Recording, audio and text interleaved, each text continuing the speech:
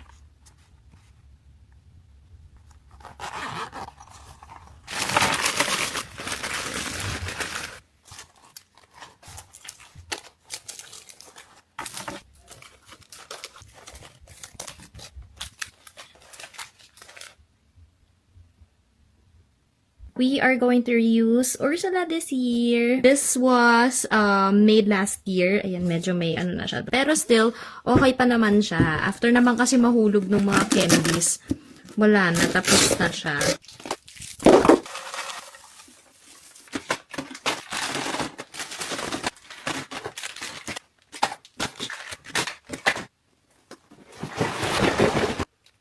Magpo-party si Sophie and villains yung theme ng birthday niya and this will be celebrated sa school nila.